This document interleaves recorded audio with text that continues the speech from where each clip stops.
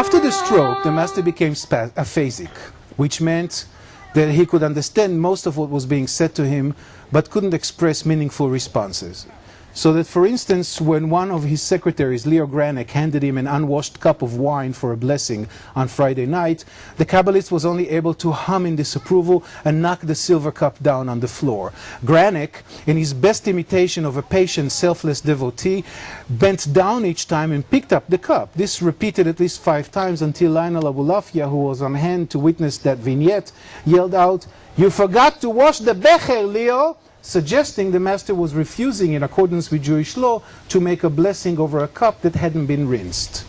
For 2 years, the master watched helplessly as his followers did war with one another over the right to interpret his instructions, while being sliced every minute of every day by the agony of reverberating pain as his uncontrollable neurons were firing every which way from his brain down through his entire nervous system and back up his spine again. The master had to also endure the transformation of his followers' devotion into the idiocy of abandoned children. Curiously, none of his followers dared pray that the master find shelter in the arms of death.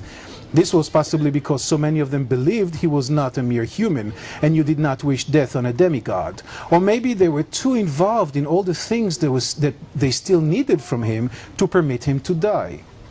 Those of them who were grown-ups enough to understand it was time to be on their own without the Kabbalist protection were nevertheless drawn into the political strife by their brethren who were experiencing the cultish phenomenon of feeling better the worse things turned.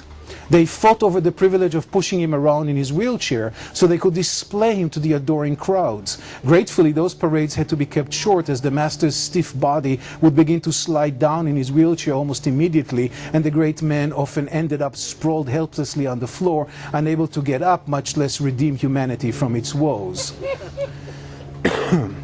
He longed to be in the midst of his people, to absorb the sights of their lovely faces in meditation, to rub against their flowing prayer shawls, to take in the fragrance of their bodies fresh from the ritual bath. But the political cadre he had created opted to display him instead from a kind of opera box high above the crowd, a subject of adulation. They whispered things they swore they'd heard him say. They tortured him in ways that small children tortured their sleepy parents on a Saturday morning, except these children had the power to do anything to daddy's body. Medical tests showed there was no doubt the master understood everything that was going on, every little bit of his private hell.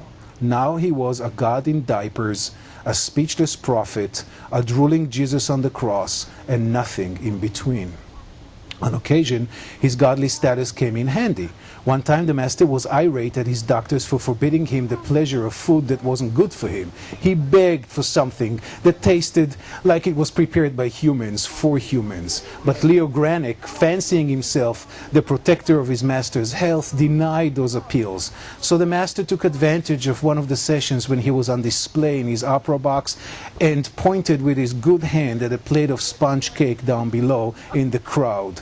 Granek was signaling frantically behind his back for the followers to ignore their master's request, but Abulafia, who happened to be at the ready down among the wooden benches, grabbed the plate and placed it in front of the semi-paralyzed old man. The master proceeded to devour with great gusto every last piece of the soft lemony sponge cake, to the horror of his secretary. He ate 13 pieces, which sprouted a lengthy debate among his more scholarly followers as to whether this was an allusion to Maimonides' 13 principles of faith, or to the age when a Jewish boy takes on the yoke of commandments. Few were ready to accept that the old man just felt like eating a lot of cake. The master endured his life as a puppet for 2 years, and when his dignity was all gone, he encountered a second massive stroke and became a vegetable. Medical tests showed that too. The newspapers made a lot out of the fact that the master was going to die without an heir. He and his wife, who passed away close to 6 years earlier, were barren, and the master didn't invest any effort in grooming a proper successor. He was the 7th in a line of Kabbalists that began in the 18th century, and there wasn't going to be an 8th. The newspapers wondered if he had bought into his own teaching that Messiah should be around the corner, and so didn't think there would be a need for an heir. They thought he was naive.